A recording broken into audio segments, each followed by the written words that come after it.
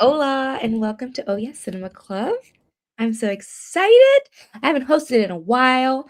We are going to be reviewing the movie, the 1987 The Princess Bride. And I'm not the only princess here tonight. Tonight with me, we have Steve Dez, Chase Nichols, Don Dino. Yay! We're all princesses. Woo! Um, Yeah, I picked this movie because I feel like I haven't done a love chick flicky thing in a while, and I was like, you know what? What a good movie to do. There are some male storylines, and it's a Criterion Collection film. Who am I? I don't know how this happened, but I did not realize that. So yeah, let's dive in on first impressions. Speaking of Criterion Closet, Jason, you go first.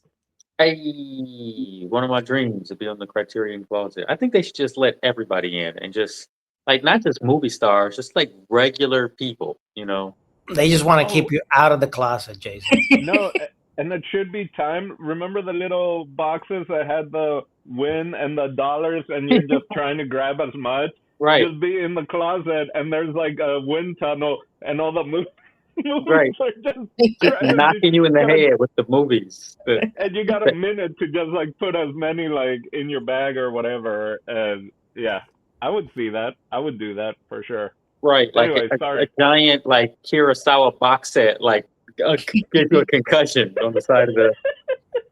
Uh, so this is not my first time seeing this movie, but it is my first time seeing this movie in a really long time. Like I, when I started watching it, I was talking to my brother, and he was like, "Oh, what are you watching for Cinema Club?" And I told him, and he had never seen it before, and I was like, "Oh, it's just like a really like feel good movie." And I started like kind of made me happy just like thinking about I get to watch this again. What's interesting is it's like after when I started watching it, I realized like I maybe haven't seen this thing in like 20 years, maybe more. It's been a really long time, and I have almost forgot like the order that some of the events happened in, and I was like, "Oh crap! Like that happens a lot earlier than I remember it." Like like the scene when they kidnap the princess and the three guys are gone. Like the two Right. guys are going to be his companion. Like that happened way earlier than I kind of remembered it. I'm like, "Oh, this happens right away." Um, but listen, the movie's really good. I've always found it really good. I've always found it a very interesting movie. I mean, because it's a family movie. I was thinking about like if this movie, like, what makes this like a family movie, like a family favorite? Because people love this movie. Like people from all generations love it. People mention it all the time. People always have fond memories and they always quote it. I started thinking like, well, what is it about this movie that like it's so universal and appeal? And I think people can recognize themselves in the different characters, and it's funny. The movie doesn't always feel like it's exactly sure of what it is.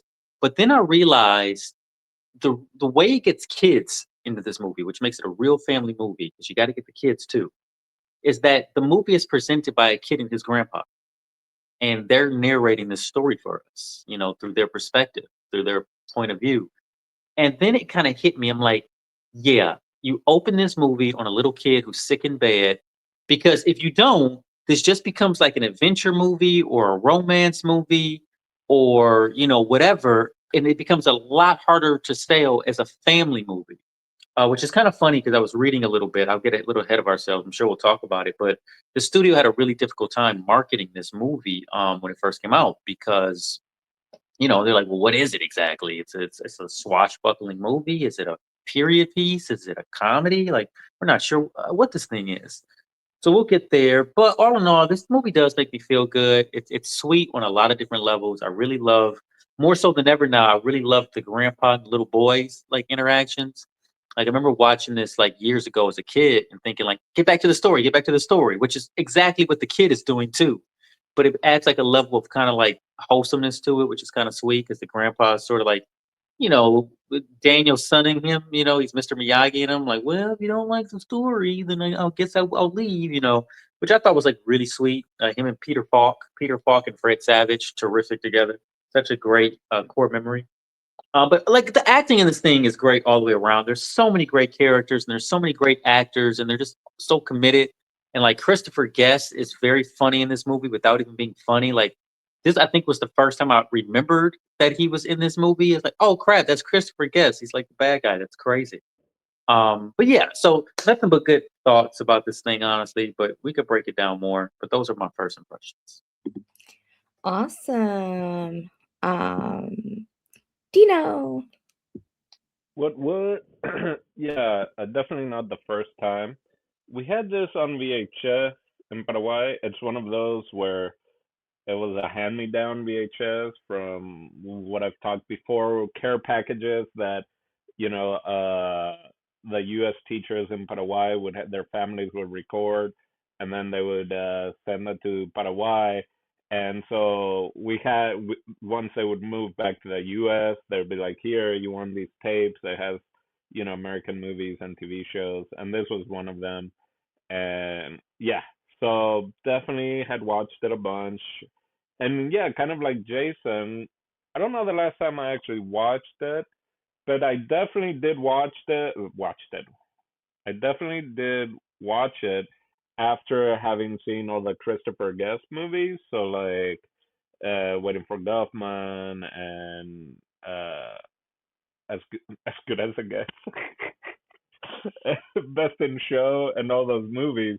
So then, like, coming to the realization that it's like, oh, it is Christopher Guest, and it's like he's supposed to be menacing. But then there's like all the other connection of the Spinal Tap cast and kind of like people. There's a few other actors that are in like both, and so yeah, and as you get older, you realize like who Inigo Montoya is, right? Like and yeah, and I always just said Cary Elwes was like this big thing, and it was just because of this one movie, and then the Mel Brooks Robin Hood Men in Tights. I thought like he was this huge, huge star, and he is in his own right. But yeah, so fond memories of this movie, watching it as a kid. Again, like I think a lot of people can relate because it is a little, you can be the little kid that when you're sick that you usually get to play either video games or watch movies or whatever, but then having your granddad like either telling you stories or doing these different ways, or even if it's not your granddad, if it's just your parents or someone older, kind of, telling stories. Uh, a lot of people have had those experiences, and then just like again it's kind of for everyone because there's kind of a little bit of the romance thing, but there's the humor because of the little kid reacting, and then you have I mean, Andre the Giant. This is how I got introduced to Andre the Giant, because didn't have WWE or F down in Paraguay, so didn't really. So yeah, this was my introduction to him, and I just thought he was really cool. So anyway, so another of those movies that kind of as a kid would watch it a bunch of times, then stop, then kind of watched it once I moved to the U.S. when I was older, already in my 20s, and realized all these connections to other movies and like the director, R.I.P. And Rob Reiner, and then Billy Crystal also being in it, and have fun storming the castle. So yeah, and so many lines. Like I forget, like watching it again now, it's like it has so many memorable lines, and you know, uh, different lines that you say all the time, and that other people that haven't seen the movie will say them and not even know where they're from. Uh, I always try to do those like boo boo. So yeah, so I enjoyed it. I enjoyed the rewatch. Fun Nice. memory. Yay! Last but not well, not last. Next to Steve. Dino, that was inconceivable. Exactly. I don't think So you first watched that. impressions, Dino, it's my time. Stop sidebarring. Jesus Christ. Reclaim your time, Steve. I'm reclaiming my time. First impressions, initial thoughts. This is actually my first impression. I never seen this movie before. Has never been on my radar. Uh, but I gotta say that I surprisingly love this movie. Pew, I pew, pew, pew, pew. was a big fan. Just like Jason said, it made me smile. I was like, oh, I haven't seen a movie like this in such a long time. And it reminded me, ironically, is with the same star, of Robin Hood Men in Tights. I'm like, this is straight up Robin Hood Men in Tights, even though Robin Hood Men in Tights is way later. It's in the 90s, I think. So yeah, but I enjoyed the ride of the movie. To be honest with you, I was so wrapped up. It's cool that Jason mentioned that the reason why they put the whole little kid thing. But I honestly, I was so into the adventure and the silliness of it all that I wasn't really even caring about the kid's sickness. Like I was not even thinking about it. I was so like, oh my god, André the Giant, and oh my god, that's definitely a fake Spaniard accent right there. Uh, like I'm sure Dino and myself both spotted the moment he was like, you need something, like that was like a super bad Saturday Night Live type accent. But I loved it. I loved that character. It was absolutely hilarious and funny to me. And it also makes sense of like the whole, like, the grandpa is telling the story, but the kid is adding these silly things or whatever.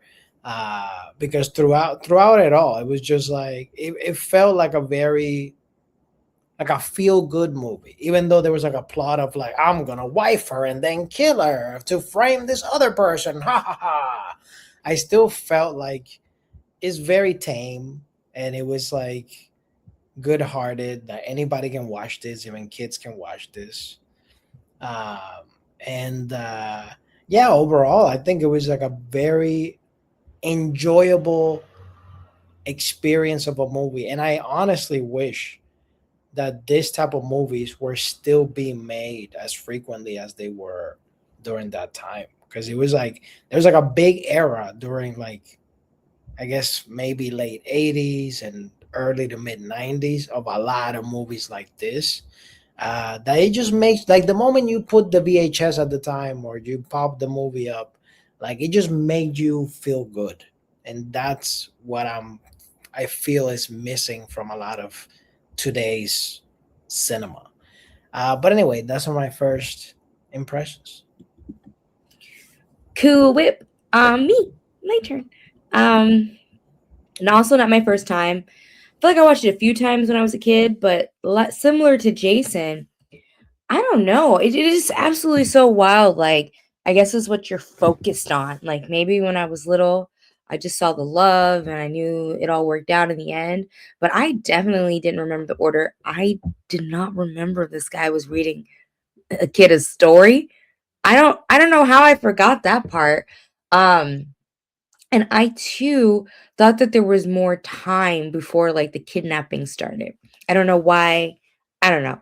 But it was really cool to rewatch because I thought, like, I'm gonna know this whole thing, but I felt like I was watching a brand new movie in a whole new perspective. I don't think I'd ever been in love when this movie first came out. So like it was just noticing their intensity and everything, and noticing how betrayed he felt when he didn't know if she had waited for him at all, and all, I don't know, because I liked this movie when I was a kid, but I don't know what it is that I liked, because I'm like, I don't remember any of this. Um, so it was pretty cool to rewatch. And then also I love um that when I first watched this movie, I didn't really know who these people were. Like, I didn't know that's Jenny from Forrest Gump. I had never seen the like a Saw yet. Like nothing. I didn't watch Criminal Minds yet. Like, so it's so funny rewatching this and seeing so many of these actors in their youth, and just seeing them put it all out on the table and really acting in this period piece, and it's kind of like a time capsule. But yeah, I enjoyed it. And I'm glad you guys did too. Have we had a movie that I picked that y'all all were like, it was decent. I don't know. I don't know if this ever happened, but I'm happy Wow. to be here. Let's dive into favorite part of the adventure. Wow, that's a really good question, man. Well, I don't know if it's my favorite part of the adventure, but there was something that I was really interested in because I thought it was directed so well, and I kept thinking like, "Oh, I figured out how they did that. I figured out how that works." It's the scene where they're going through the swamp of fire or whatever it's called, the burning swamp or whatever it is. And I started thinking about like the stunt work in there and how like he sort of figures out like where the steam is boiling, so where the fire is going to come out and how he's able to avoid it. But I love how the actors, especially Cary Elwes, once he figures out how casual he is in guiding the princess or whatever her name is through the forest or through the swamp. And I thought all that was really interesting because they're using all practicals and whatnot, and they're catching on fire for real. And then those giant rats come out, and I was like, "Oh man, they're using like real puppet rats." And this dude's wrestling. Like the fact that he's an actor, wrestling a swamp rat, a giant swamp rat on set. Like that just had to be like a really funny, fun, weird day. But it doesn't look like super fake. It looks pretty good, all things considered. It looks like the rat is wrestling back with him. So I don't I don't really mind it. Um, yeah, I think that was kind of my favorite scene because I was just sort of figuring out how it was all sort of being pieced together. Like none of that's easy. We watch it kind of easy breezy, but the choreography for scenes like that and all that stuff like means something, and it's all done in a very like funny and interesting way that gives it like watchability. Like there's textures to like the conversation they're having and to the actions they're taking and how casual it is, and like him like they're kind of like relearning each other in that moment as well, and he's trying to protect her, and he's still so much at ease while he's like in a really like unwinnable situation. He's the heightened sense of confidence I think that all people want to be in that situation. So I think I like that scene. Well, Jason, let me blow your mind then. The rodents of unusual size, which Hmm. that's what they're called, Yeah. uh, actually were little people stunt performers in it. Oh wow. So Oh, yeah, wow. so he was wrestling with someone in one of those like costumes as well. Yeah, that Um, would make sense. That's cool. but even that is it's I mean anyway, just wanted to add that before going into other animatronics or whatever. They Um, were they got them from the set of Willy Wonka, right? yeah, maybe. Uh, They were booked and busy. Hey. I don't know. So as I don't know the actual sequence, but this time around, what I really enjoyed, or as I got older, right, as English got better, is the wordplay and the casualness of so much, right, of him, of Jason kind of saying just like nonchalantly, like picking her up and moving her while like the flame was about to come up, but then Inigo Montoya and Andre the Giant, like them rhyming, like everything, Yeah. like was so loose and so just like, and it's one of those. I feel like if they didn't have the right actors, this would be the campiest, like just it could be like teeth grating, kind of like movie. But the way they pull it off is that every line, there's barely any lines that you see people like angry or over the top. Everyone is like over the top casual about their lines, the fighting, the everything before they fight, which uh kind of going also with Steve, like you don't see those kinds of movies anymore, right? Of like any kind of somewhat adventure action, it's like the good guy can lose a fight. He can get punched. He can't get this, and this one is just like Except for everyone Miracle kind of Max and his wife. yeah, They're the only ones. Witch, I'm not your witch. I'm your wife. They're the only ones Anyway, that yell in the movie. yeah, Well, yeah, no, and then also the the king, Vinzini.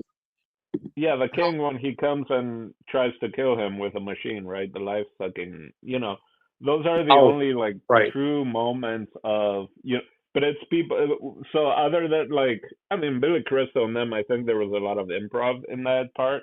But like the people that were angry were the characters that are the bad guys or that lose control, right? Even the Sicilian, right, was always the Sicilian was at a 10, and again, like so campy and over the top, but I mean, you have a character actor, like it fits. Everything fits so well. So anyway, so I would just say it's kind of maybe a cop out on what I enjoyed as a kid versus now is just like the casualness of the dialogue and like the some pun and wordplay, the rhyming, like yeah, it's so uh smooth. Yep, I'll go with that. Nice. What about you, Steve? What was your favorite part of the adventure? My favorite part of the adventure, I have to say, I think, yeah, the part that like it stood the most with me, to be honest, was the beginning because, again, being the only person here that has never seen this before, I was like, okay, who is that person? By the way, this is a comment I want to say. This is completely aside from where I'm saying right now. But the moment the grandpa, I don't know if I was the only one, but the moment the grandpa came on screen to read the tale, I was like, that's definitely a fake grandpa. That's probably the dude with like wig and makeup and stuff. Because it looks Oh, like that's what I thought. Anyways, So random.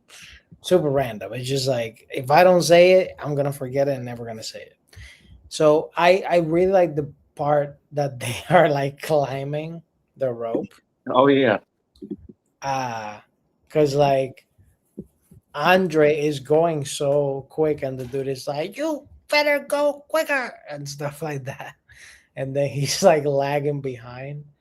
And then when they cut the rope and stuff, and he's still stuck there, and he's like, "Well, it's tougher than it looks," and Yeah. all that stuff. Like that whole exchange between them, and the fact that the Spaniard guy was like polite with him and whatever, and like they like sat down. I was like, this is such a weird way to like start a fight. Like we're just gonna Romance.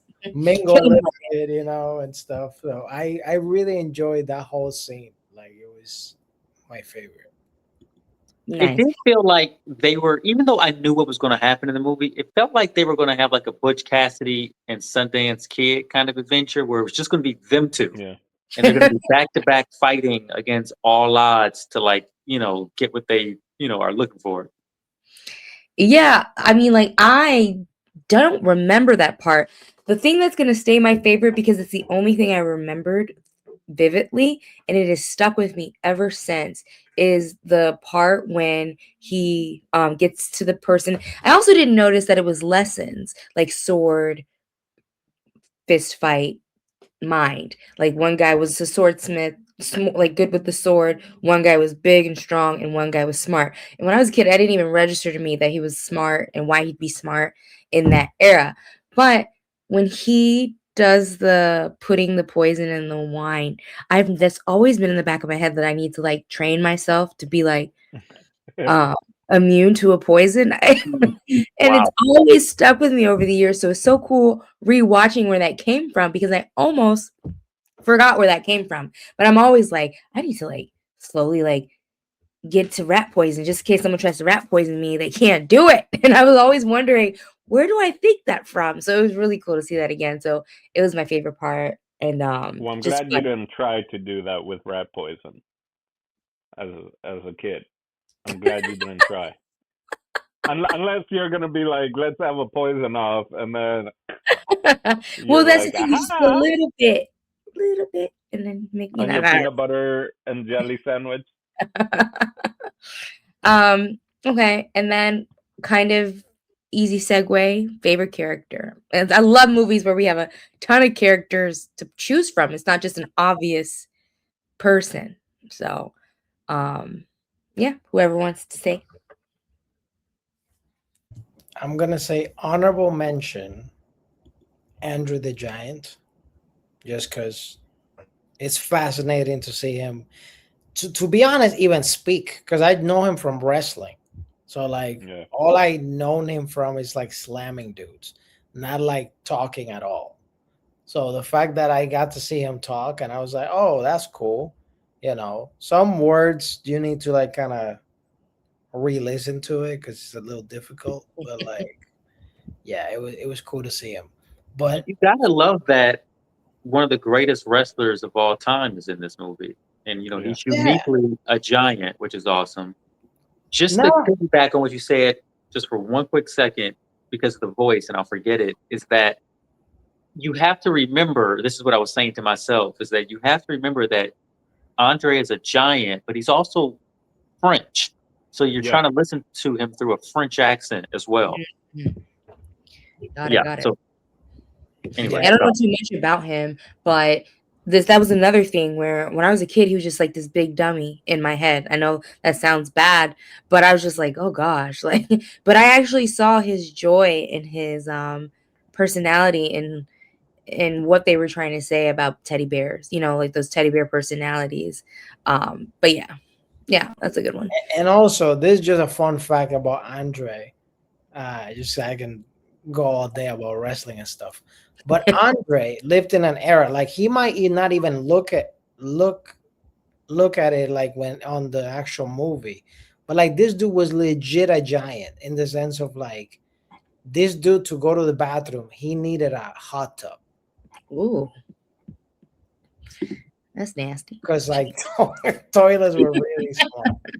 Yeah, wow. Well, there is a really good documentary about him. I think it's on HBO also, and it's Yes. also one of those like kind of sad and like they would fly to like Japan and that was for wrestling and that was always probably the hardest for him because of size wise and like having to not be able to really use the bathrooms on airplanes, so like these really long flights where either had to so anyway, so because yeah, he had that he kept growing I think his whole life kind of like that's part of the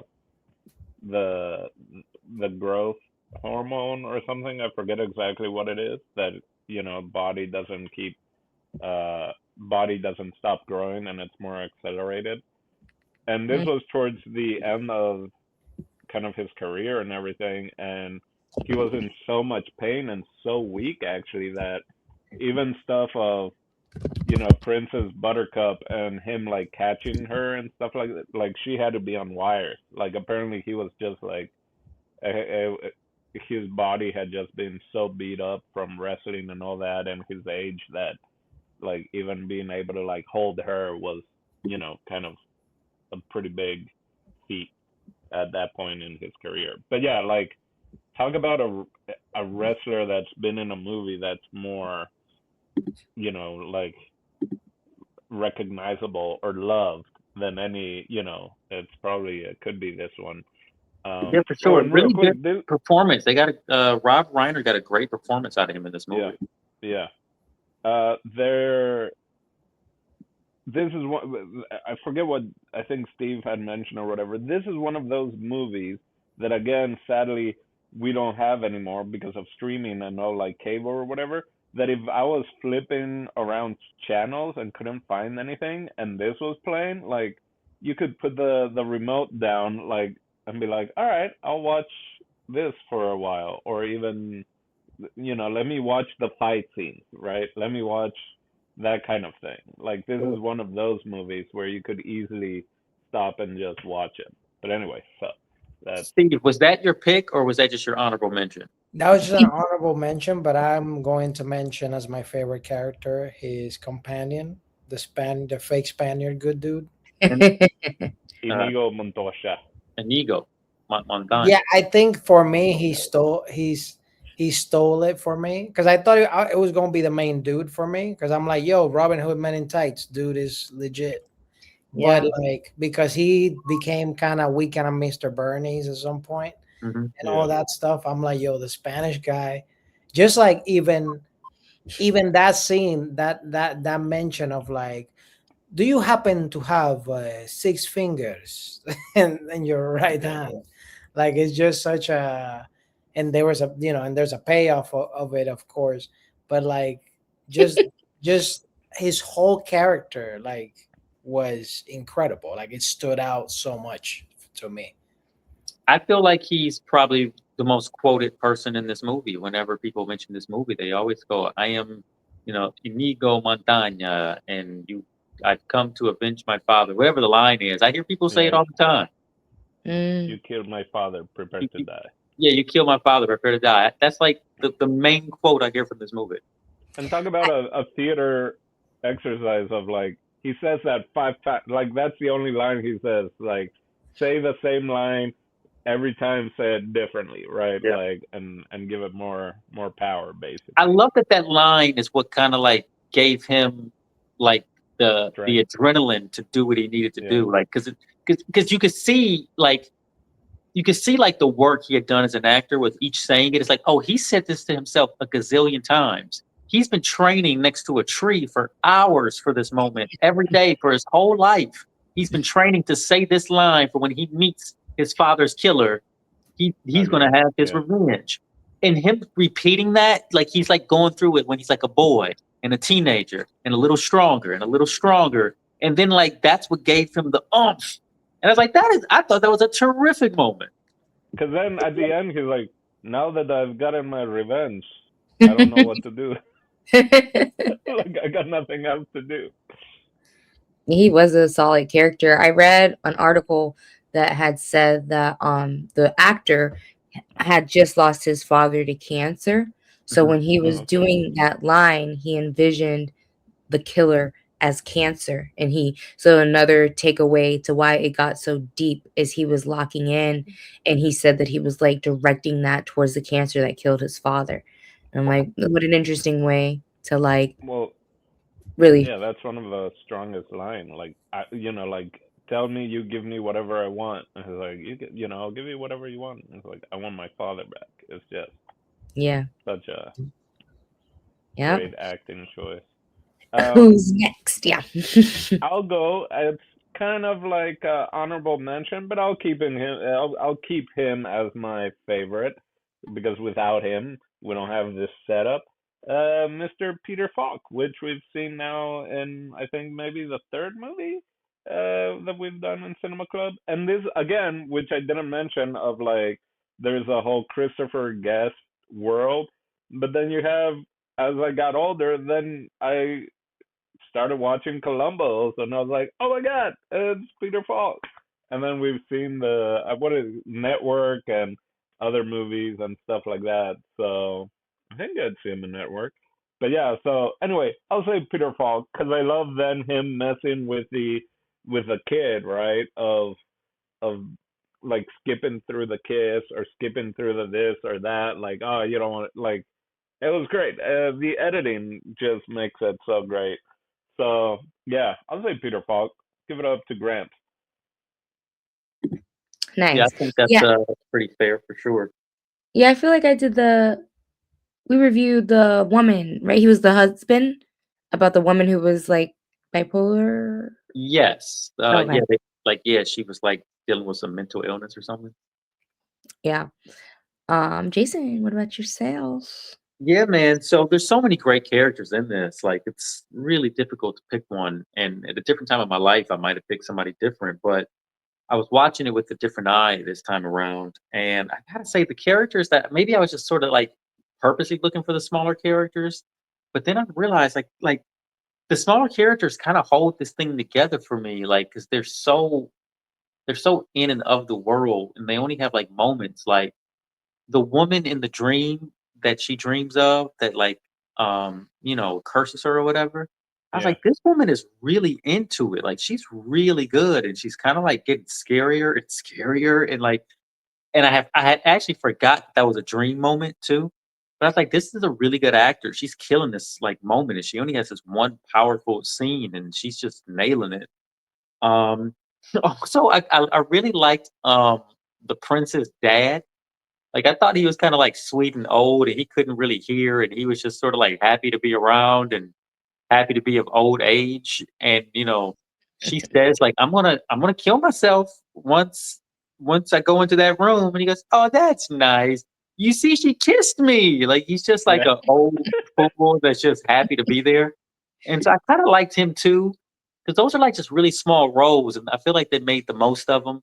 Obviously, like Billy Crystal, and even maybe even more so Carol Kane, because Yeah. like she comes out and she like Billy Crystal's already very funny, and he already has kind of like that vaudevillian Jewish sort of humor thing that he's doing, and it's all very funny and all very like on point jokes.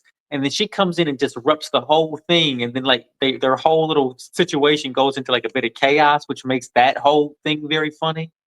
So I think it'd be like maybe those three tiny characters are like my favorite this watch for sure. Nice. Fun fact too, I didn't even realize that was Billy Crystal when I was a kid. I just noticed that this time. Yeah, I for was like, sure. oh, and same thing with the person who played the wife. And I know Carol that actor Kane. too. Um, Remember, she was in like her other movie I really love her in is Adam's Family. She plays oh yeah. I think Granny or whatever. Yep. I think I Yep. just recently saw her in something new too. She's still. Oh, yeah. Have you guys watched The Roommate on Netflix? It's for No. another day. It's cute, but I think she plays the grandma.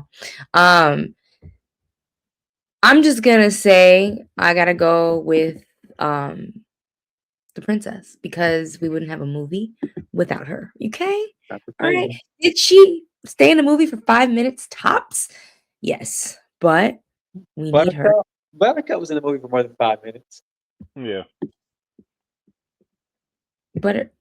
Wait, wasn't Buttercup? Oh yeah, yeah, yeah. Oh, there you go. I was Princess like, the Buttercup. Princess Bride, but no. I mean, she was in there, but I don't know. When I was a kid, I thought their love story. I thought I saw more of it.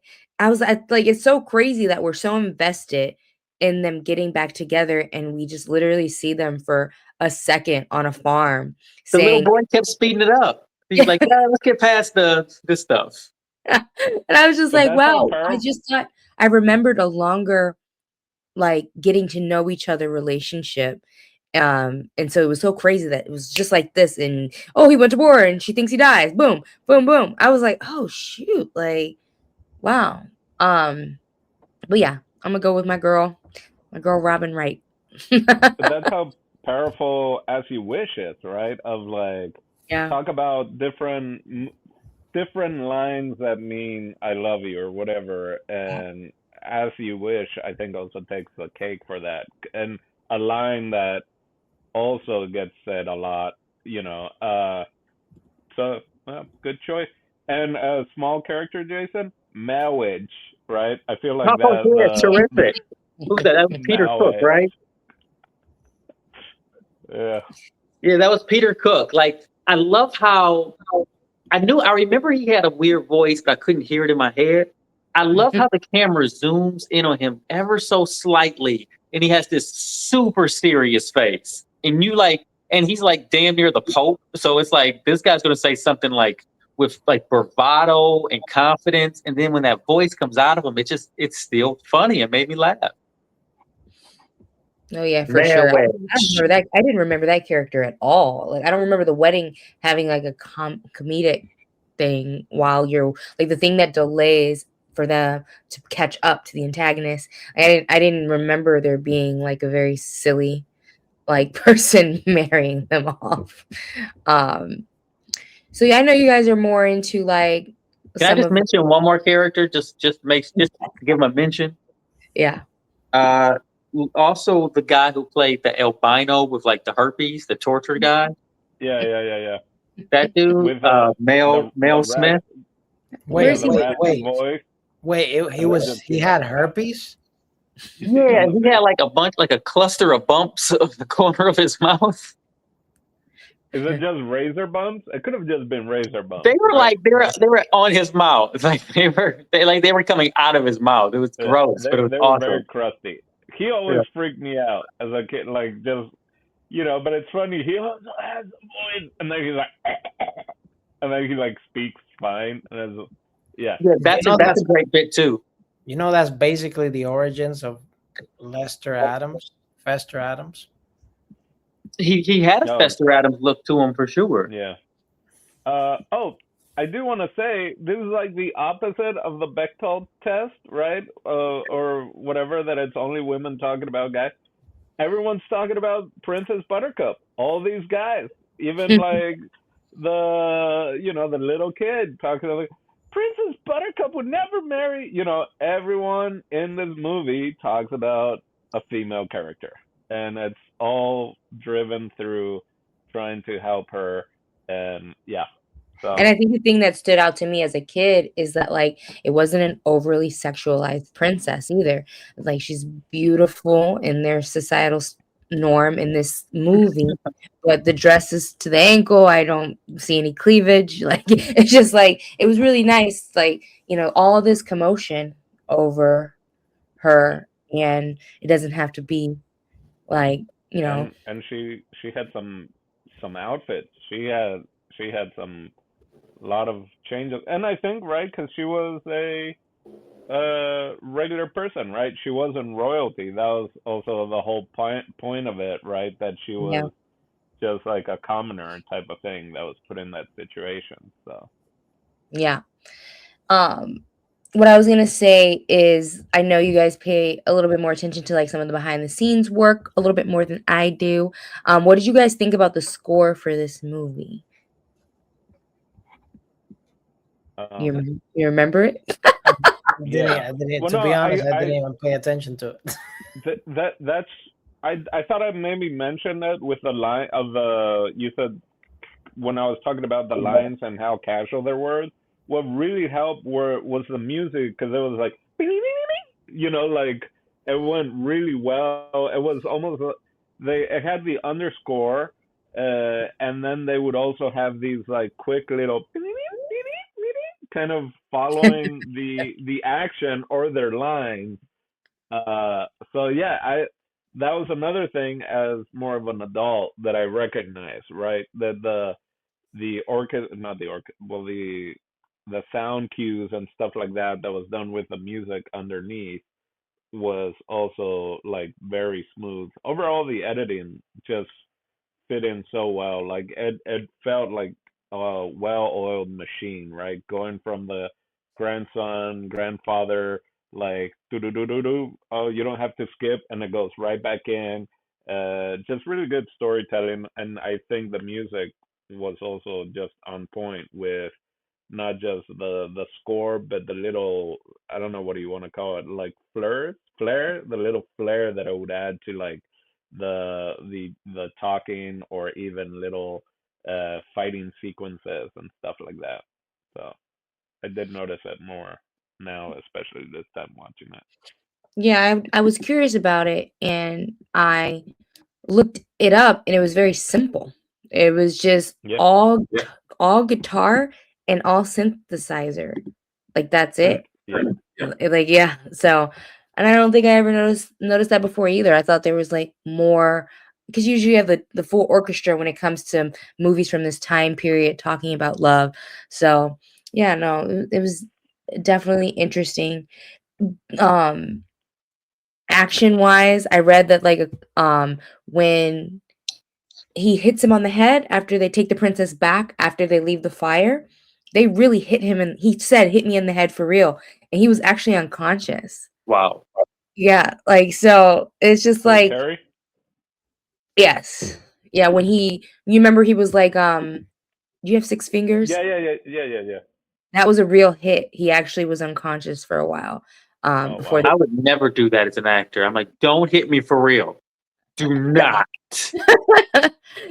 and curious what the budget was from this movie because of stuff like that. Like, was it one of those where they knew it could be great, so they were like, "Yeah, let's just make it look as real as possible," or Do you I want to know. jump into budgets?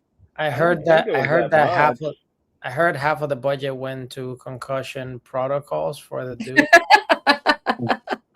I don't think it was that big of a budget, and like that was kind of like big roles for most of them. Like they weren't they weren't really big except for Andre, right? Like Maybe Billy and Crystal was getting there. yeah. But then again, he's like a lot, and also a lot of people had worked with Rob before, right? So it's kind of that idea that he got a lot of his friends or people that he worked with, and this is Spinal Tap, and so I don't think the budget was huge, and everything was kind of set, right? Studio and set, which kind of made it more dreamy in a way, because it also seemed kind of fake in a way, part of the storytelling of it, you know. Yeah. They weren't And out in the ocean. I can't even believe, I just want to note it, whoever's, if anybody's watching, rest in peace to Rob Reiner. It's just Yeah. it's like, man, like Was a he started treasure. so many things, but yeah, I do want to know what those numbers were if you have them, Jason. So on a budget of $16 million in what was 1987, so like the mid 80s, this thing is at a $60 million budget. Didn't do that great at the box office. It only did $30.9 million, almost domestically exclusively, because it didn't have much of an international release at the time. Mm. Did So you this say movie, 60 or 16? 16, Yeah. Okay. $16 million. Yeah. Yeah, it's kind of interesting, like those numbers. Like this thing was not big at the box office. This is one of those things that probably took off, like Dino said, because of VHS, perhaps cable, but people caught this Yeah. thing secondhand for sure. Um, yeah, which makes it even more interesting that this thing had the second life that it did. Because yeah, this thing could have faded away pretty easily, but I was reading that a big part of the problem was that the studio didn't really know how to market it. They were pretty confused on how they should, who they need to be pointing this thing at, and they just didn't do a very good job of it. Yep. Sounds about right. Studios don't know how to market shit. Not this one for sure. Yeah, because is it for kids or whatever. Here you go. I don't know if I mentioned that in another review or whatever, but of different people that have talked that were in the movie and have given stories since it was inside studio filming. Apparently, one of the Andre the Giant stories is like he had the loudest fart, like Oh in yeah. the studio, like everything froze, and they had to like call like cut, and everyone had to leave the studio. Like it was just such a big, Wow. like just the sound, and then just like everyone had to clear out. They're like it was the longest, loudest, and just like I heard that I too. It was like 16 seconds. Can you imagine someone farting for 16 whole seconds? That's crazy. a big boy, but yeah, Yeah, oh yeah. There's a lot of cool fun facts about him when you look into it. Like, well, not cool, cool depending on who's thinking about it. But like, he had really bad back problems. So yeah, when she jumps into his arms, when yeah. she jumps out the window, I she said was that on like 5 wires. minutes ago. It was on wires. Yeah, Yeah, they don't mention it. Oh, like my bad. yeah. We had Sorry. a whole sidebar about it. Thanks, I guess. I've been supporting Being a my friend, but I'm sidebar. just spacing out sometimes. Yeah. I know. Sometimes I do that when I talk too. I just kind of space out. Yeah, no. It just seems like it probably was a lot of fun to be like working on this film, right? Did you Yeah. guys know that this film had a $60 million budget? Oh no, really? Is that Get out 16 of or here. 60? Steve? 16.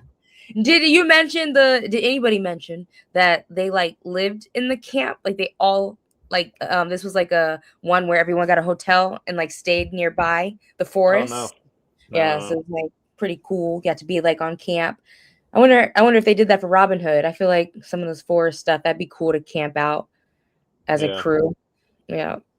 I know But like Deadwood and the Deadwood had an actual kind of like set people, especially extras and all that. A lot of them were like would have their tents, their reenactors or whatever. Same thing I think maybe for Tombstone, like the extras that were reenactors and stuff had their like tents right outside the set and stuff like that. But oh anyway, wow.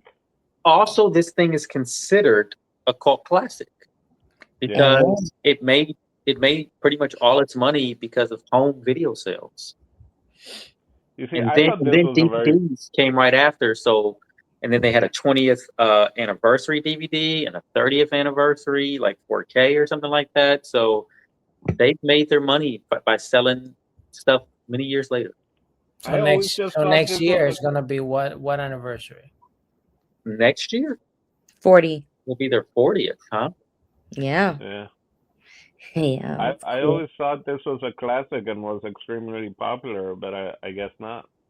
Wait, Me too, Uh, especially because I was raised under a rock and I saw it. You know what I mean? I was like, the whole world must have seen that one because I didn't, I know. I knew like a lot of things that weren't G rated. I didn't really get to chance to see a lot of PG things. So the fact that I saw this a few times at a young age must have meant we also had it on like VHS. Um, yeah, yeah, for sure. All right. Anything else stands out? I feel like we're missing something. I feel like there were so many characters that were just in the scene temporarily that were cute, but I feel like you covered a lot of those, Jason. But um yeah. Anything else well, before we no jump one in? even brought up that it was Fred Savage, right? And we just kept calling him the Yeah, kid we were or the just grand.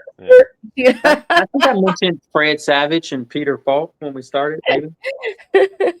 Yeah, I mean, he was a kid, huh? Innocent probably at the time, So What yeah, he what was a cute little child actor.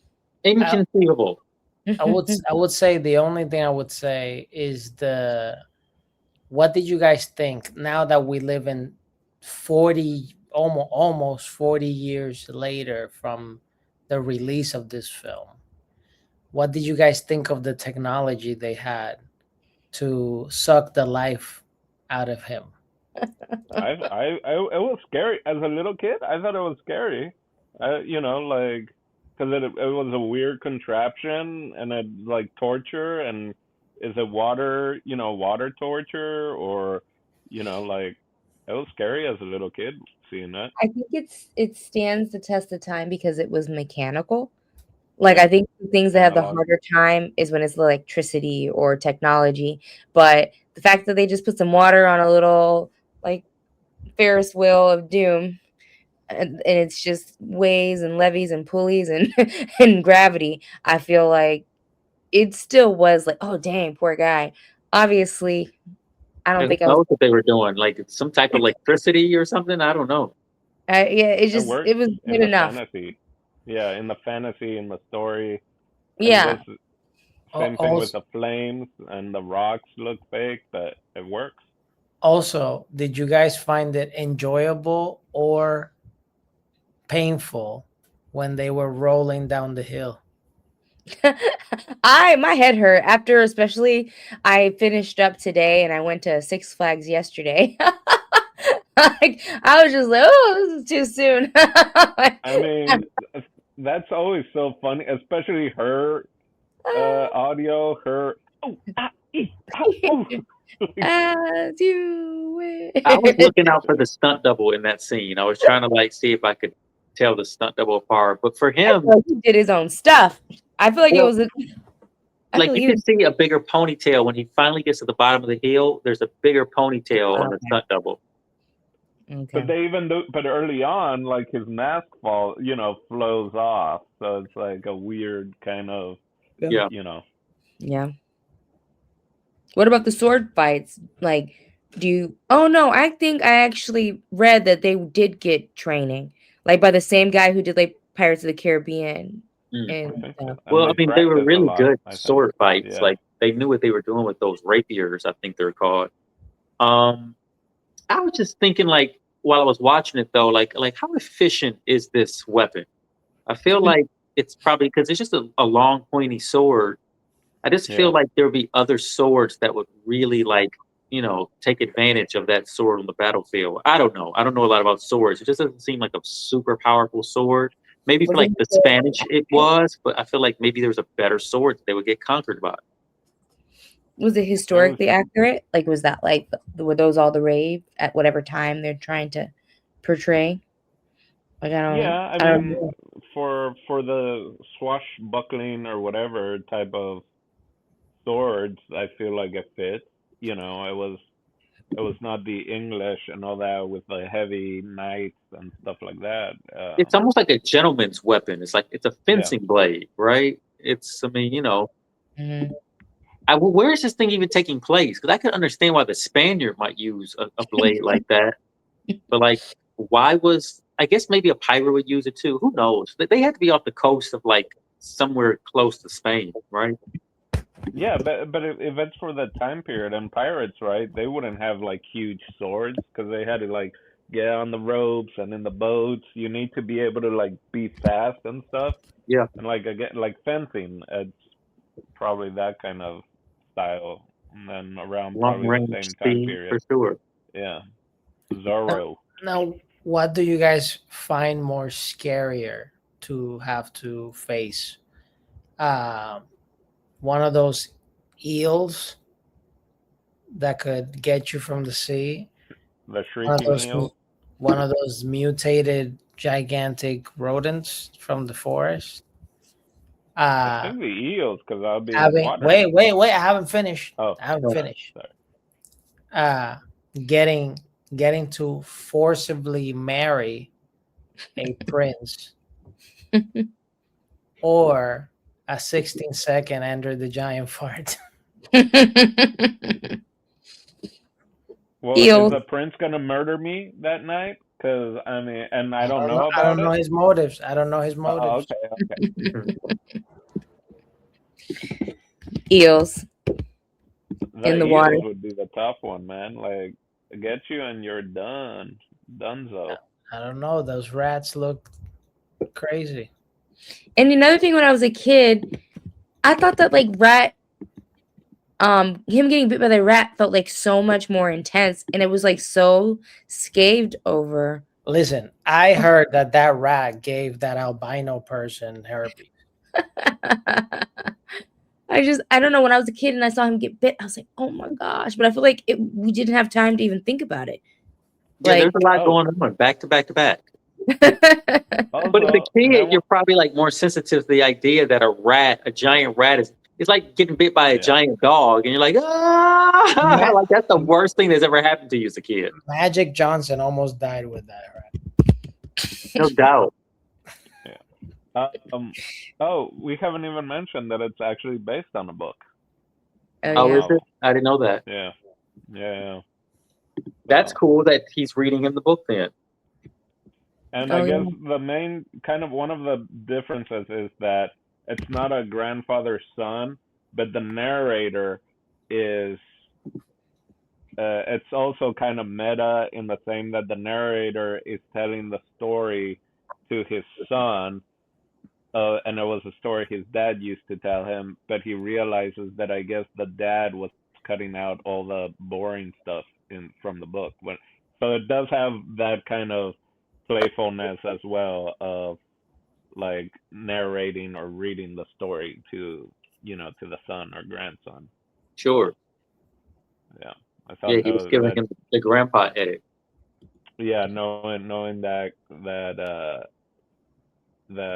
fact makes the movie, I think, even better of how they seem to be pretty faithful in that sense of like keeping that tone of it. Yeah, like, hey, there's romance. We're just not going to show you any of it. Yeah. And the kid's happy about it. He goes, great, finally, get back to the action. Yeah, I can see that. It's all very clever. I like the way. I mean, it's filmmaking, really. Yeah. It's them figuring out how to use the medium that serves the story really well. And the pattern, right? Because at the end, it's like what? And it's like, oh, it's kissing. You don't want to hear about. Well, yeah, you can. Yep. You can get some of that loving. how I forgot about that dynamic, but they were a cute touch. Like it always Yeah. is fun to like get sucked into a fantasy and then pulled back into real life too. So that's a nice touch Because as also, well. and I guess that makes it where if you didn't have that storytelling sequence and it was just in the in the book world, then it can seem like, oh, this is so bad, like this is so over the top, or that accent or whatever. But it's knowing that it's a granddad telling it to the grandkid, like he might be doing the voices and all that, so you can be like, oh yeah, it's fantasy, oh yeah, like blah blah blah, but it's like, yeah, because it's the story that the granddad's reading that makes it really work. Agreed. Very cool. Awesome. Well, anything else that was so amazing that we just got to talk about it with each other? Now, all I think right. we hit all our marks. Great. Let's So yeah, that's the Princess Bride. I just want to know, Steve, what do you got for us wait, next week? Wait, what are you talking about, Jason? What are you talking about? Yeah, let's talk about our Marina. final thoughts Yeah. first. Oops. I thought you just get right on past them. Yeah, so you can go first since you're so eager to leave. Yes, indeed. Yes, indeed. Okay, so final thoughts. Thank you. Final thought is this is a great movie. It's going to be, a top family movie for me. Like probably always. It's really cool. To think about that. This is a movie that really any age. Like it's one of those movies that feel like maybe kids around the age, at least around the age of Ben Savage's character, like I'd say between like 9, 10 years old to like 90 years old would really be able to appreciate this thing. It's really universal storytelling and it's action and it's romance and it's maybe not so much romance, but it's about love and it's about friendship and it's about being honorable and loyal and purpose and adventure and all those different things. Would I watch it again? Absolutely, I will watch this thing again. I know I'll watch it again at some point. Um, who would I recommend it to? All those people I just named.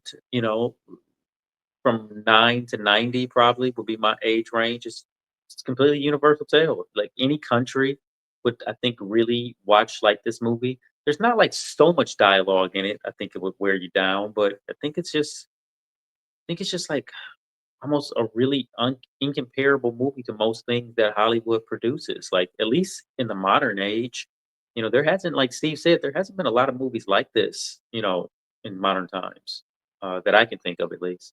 But yeah, those are my final thoughts. Nice. Steve.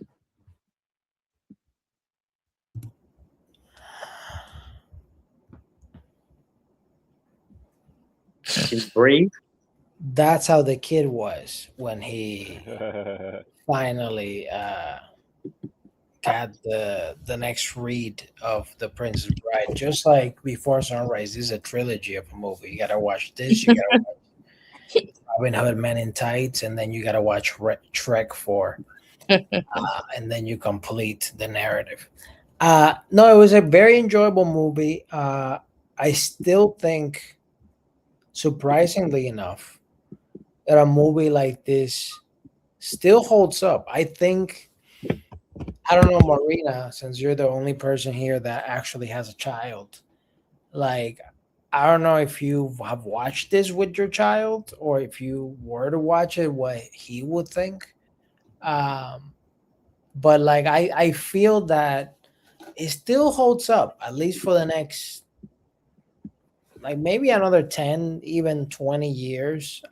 I still think it won't necessarily be relevant, but like it would be still a fun watch. There's movies that unfortunately don't age well, but this is one that surprisingly it still has a lot of, the typical arc of like adventure stuff that it holds up. So I would definitely recommend it to a lot of people that were like me that haven't watched it or haven't even heard of it. I think it's an enjoyable movie. a lot for families. I think it would be like a fun movie to watch, like with your kiddos and your people, together huddling up and just go joining the adventure. And just like Dino said, also, it's just like a movie that is like, if it's playing, if you're flipping through channels or whatever, and it's just playing in the background, like if you wouldn't mind watching a scene or two or just having it there playing, like it has like those elements of a feel good movie. I don't know if it's like directly the cinematography or what it is, but there's like a very specific group of movies that were released, like I said before, during the late 80s, early to mid 90s, that had like that element of just like it brings you up, it gives you joy, and it's a fun watch. So 2 thumbs up.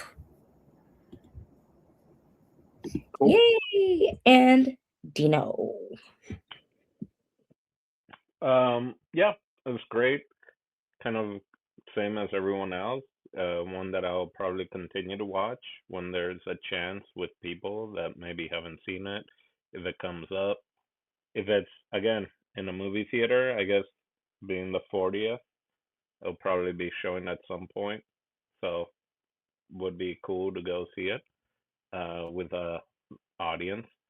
And then yeah, I recommend it to all sorts of people, like some wrestling fans or whatever, Andre the Giant fans that might not know about it.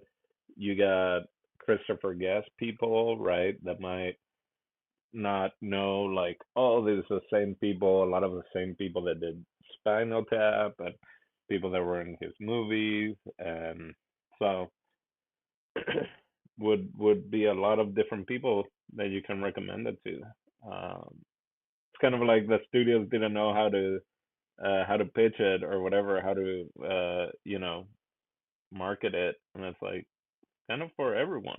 I mean, age wise, I was just thinking I probably watched this when I stayed home sick because I had it on VHS, and it was like, all right, we're watching The Princess Bride. It's like a you know meta as well. I'm sick and I'm home, and that's what I'm watching. So yeah, very enjoyable, and I think it's an evergreen movie, right? I don't know why Steve was saying only 10 or 20 years. This is a movie that has legs, right? It's not over overly complicated. I can't imagine you can make some political statement about this, or it's gonna somehow be a big controversy from it. So I think this this is got legs.